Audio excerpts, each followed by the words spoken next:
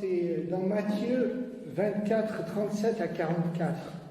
En ces temps-là, Jésus disait à ses disciples, « Comme il en fut au jour de Noé, ainsi en sera-t-il lors de la venue du Fils de l'homme.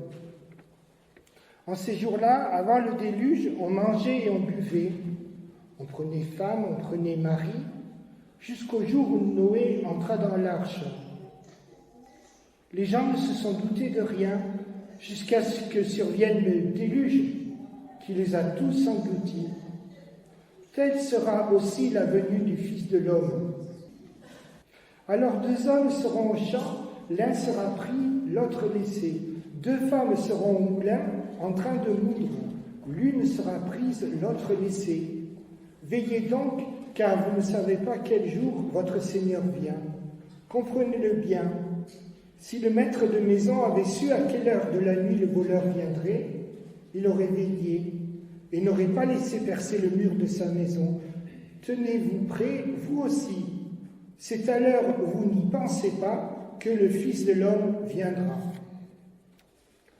Alors quand on parle de la vie chrétienne, et surtout de l'au-delà, il faut parler avec beaucoup de sobriété, d'humilité.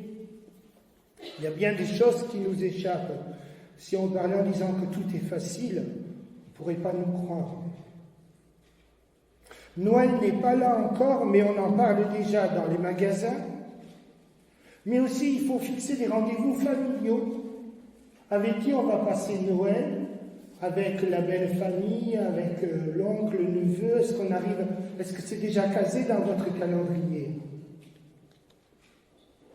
C'est le premier dimanche de l'Avent, il y a 4 bougies. J'aime bien cette bougie alors que je suis enrhumé, ça me rappelle la chaleur, le soleil. Mais alors on commence par la fin des temps, ce qu'on vient de lire. C'est parce que le mot avant s'écrit A-V-E-N-T, ça vient du latin adventum, qui veut dire avènement. Arrivée, venue, retour de Jésus-Christ qui est déjà venu une fois. Du temps de Noé, on mange, on boit, on se marie, c'est bien tout ça. La cigale se trouva fort dépourvue quand la bise fut venue. Nous sommes en 2023 bientôt, après la naissance de Jésus, histoire d'une succession de saisons, de perpétuel recommencement.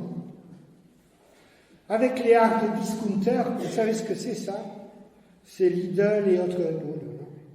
Tu peux encore acheter du foie gras, bon marché. Et pourtant le monde est malade. Aux dimensions cosmiques de la fin des temps, il y a aussi la dimension domestique, la maison pillée. Tout allait pour le mieux jusqu'à ce que le voleur arrive. Tout allait pour le mieux pour ces Ukrainiens qui sont pulvérés, jusqu'à ce que 2 missiles arrivent dans leur maison. C'est une histoire vraie, hein. 2 dentistes qui ont attendu pour soigner les gens jusqu'à ce que 2 missiles russes arrivent dans leur maison. Et maintenant, ils sont pulvérés. Matthieu dit du temps de Noé, et Luc ajoute du temps de Sodome et Gomorrhe. Et Calvin écrit, Noé et Lot ont vu de loin intervention de Dieu. Les contemporains ont vu Noé construire l'arche. Ainsi, les hommes sentent que les choses se dégradent, mais il y en a bien peu qui sentent à bon escient que Christ viendra en temps opportun pour faire œuvre de juge. Déjà à l'époque de l'exil, Ézéchiel, Jérémie prévenaient. Les prophètes sur Jérusalem ont des visions de paix quand il n'y a pas de paix. Depuis le prêtre jusqu'au prophète, tous usent de tromperie. Paix, paix, disent-ils, quand il n'y a point de paix. Et Paul écrit, pour ce qui est des temps et des moments, vous n'avez pas besoin qu'on vous écrive. Quand les hommes diront paix et sécurité, alors une ruine soudaine les surprendra. Avouez que les temps dans lesquels nous vivons sont étranges. La communication est très facile, à la vitesse de la lumière, la fibre optique. Et malheureusement, mon frère Julien l'a dit tout à l'heure, la mauvaise foi règne partout. Je me souviens au sortir du premier confinement, cette ministre ou secrétaire d'État, je ne sais pas, parce que je ne les connais pas, ça change trop vite, et qui dit « Il nous faut croire en la parole de la science contre les obscurantistes », ça m'a beaucoup choqué, parce que l'homme sait-il toujours où il en est en vérité. Une observation intéressante par rapport au monde matérialiste, fermé sur lui-même. Jésus a dit « L'homme ne vivra pas de pain seulement, mais de toute parole qui vient de Dieu. » Personne ne peut se contenter uniquement de nourriture. Par exemple, comment est-ce que je sais avec certitude que je suis un être humain? C'est parce qu'à un moment donné, quelqu'un me l'a dit. Pour grandir, nous avons besoin de relations, d'être à l'écoute. D'être à l'écoute pour ne pas transformer non plus l'autre en objet.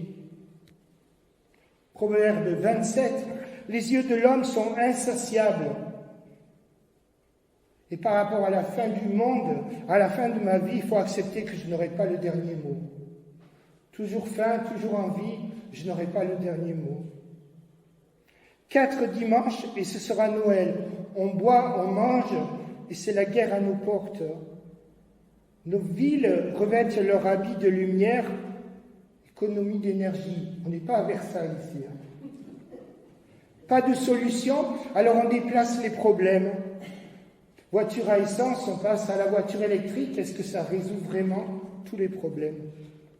Et qu'est-ce qui couvre en ce moment? Et je ne vous apprends rien. Il y a la théorie du grand complot, où jusqu'à certains pensent que la Covid est une invention pour nous fliquer. Ce qui couvre en ce moment, c'est aussi le fait religieux repris par les extrêmes. Certains maires qui veulent mettre la crèche dans leur mairie, mais qui veulent jeter dehors les étrangers, ceux qui sont en grande souffrance et qui risquent de mourir sur les eaux.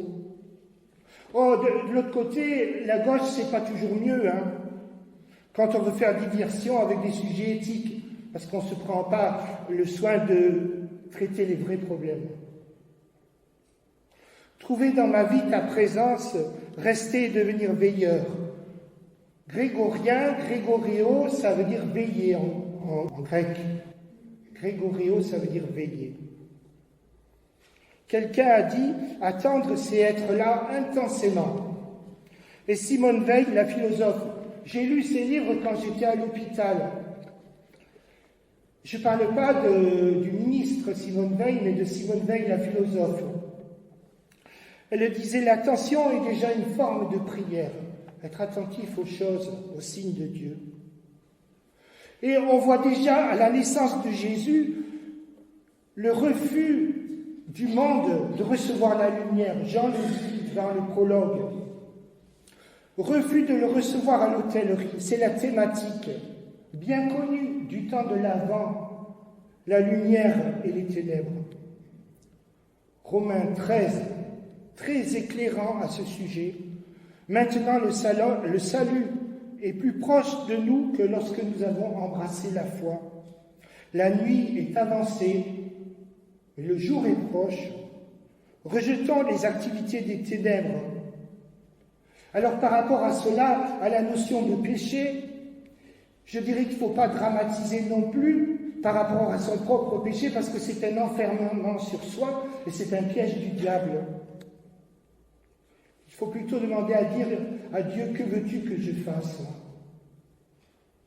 Dieu nous éduque. Je reprends Romains 13, vous pourrez le relire à la maison, versets 11 et 14. Cela importe d'autant plus que vous ne savez quel temps nous sommes. La nuit est avancée, le jour approche, et bien cela est positif. On entend la nuit est avancée, ça fait peur. Le jour approche, se lève, ça c'est positif. Revêtez-vous du Seigneur Jésus, ça veut dire lui ressembler, lui dire Seigneur, que veux-tu que je fasse? Se laisser éduquer par lui. Mais alors ce qui nous dérange dans le texte, c'est le jugement dernier. De 2 hommes au champ, de 2 femmes au moulin, l'un pris, l'autre laissé. Ça dérange. La venue de Jésus opère un tri, c'est comme la lumière qui chasse les ténèbres. Il n'y a pas de différence extérieure entre les deux qui sont au champ ou au moulin. Mais Dieu voit une différence. Encore une fois, note que les hommes sont arrêtés dans leurs activités, les champs ou le moulin. Accepte que tu n'auras pas le dernier mot. Mais alors quoi? Le terme de l'histoire, ce n'est pas la réincarnation, non. Les gens aiment bien croire ce qui les arrange, comme moi, souvent.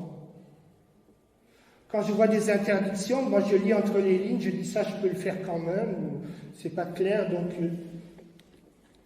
Que pensent les croyants aujourd'hui au sujet de ces choses? Un est pris, l'autre laissé. Beaucoup pensent que tout le monde est sauvé. Dieu est amour et tout le monde est sauvé. Parfois, on n'y voit que du feu dans les discours, car tout le monde parle d'amour et d'espérance. Pourvu qu'on parle d'amour et d'espérance, tout le monde dit c'est merveilleux. Quelle est la croyance actuelle?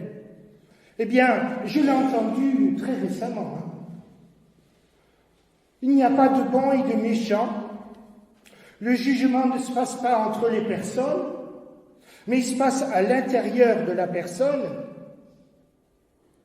Par exemple, tu aimes les pâquerettes et les éclairs au chocolat, et Dieu t'accueille au royaume de Dieu en disant « Bienvenue avec ton amour pour les pâquerettes et les éclairs au chocolat ».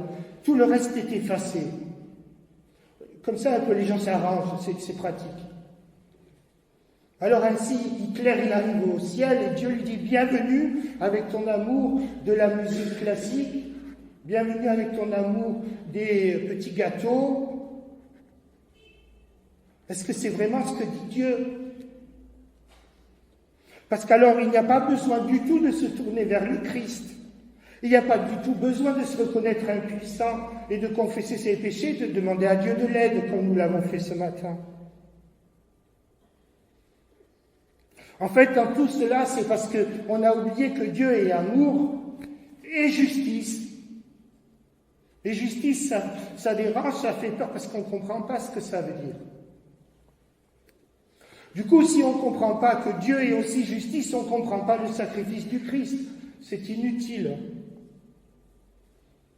Dans la Bible, on voit pourtant Sodome et Gomorrhe, c'est le feu. On voit Noé, c'est l'eau. Le credo dit, il viendra de là pour juger les vivants et les morts. En quoi le jugement dernier, c'est une bonne nouvelle? On parle de l'évangile qui veut dire bonne nouvelle. Eh bien, quand Jésus parle, c'est toujours pour le bien, n'est-ce pas?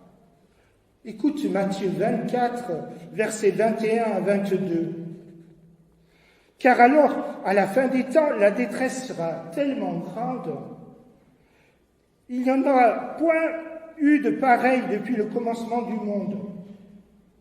Et si en ces jours-là n'était pas abrégé, nul ne subsisterait.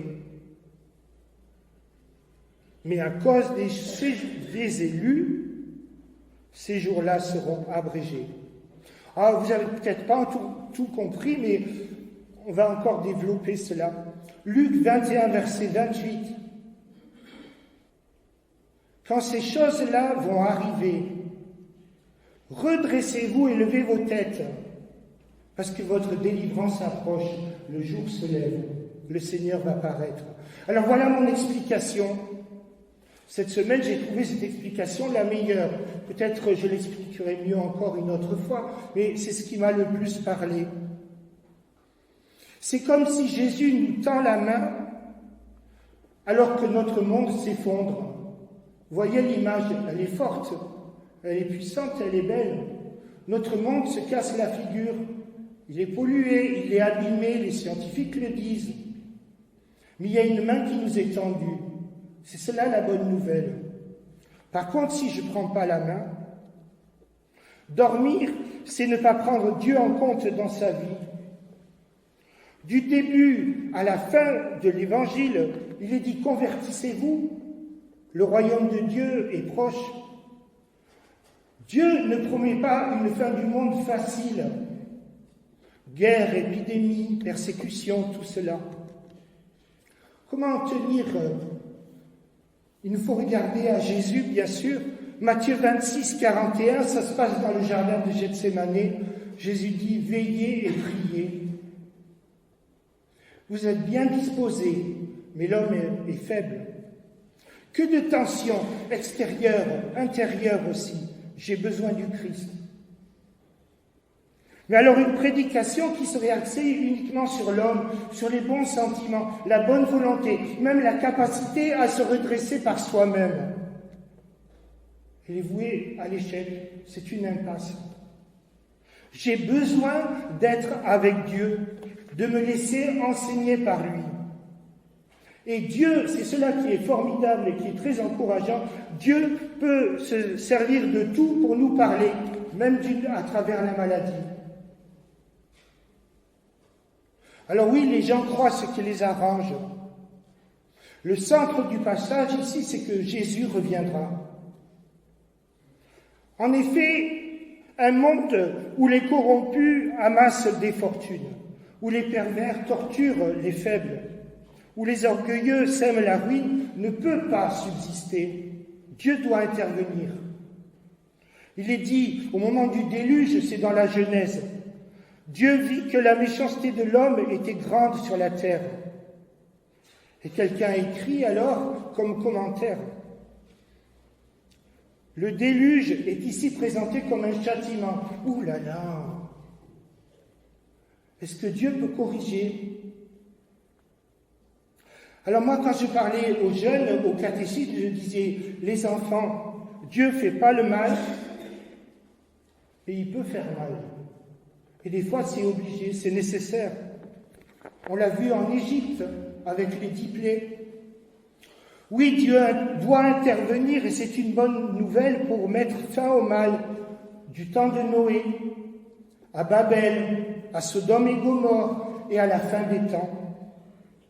Oui, Dieu doit intervenir pour sauver. La question, c'est jusque à quand? Surtout quand je suis dans les problèmes. Jusque à quand, Seigneur, tu interviendras pour me sauver?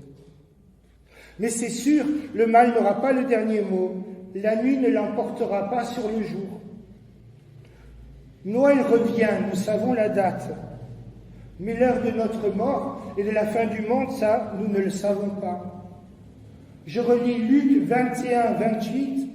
Quand ces choses arriveront, levez vos têtes, votre libération arrive. Joie de la naissance, joie de la rencontre. Dernier mot de notre Bible dans l'Apocalypse, Maranatha, viens Seigneur Jésus, viens.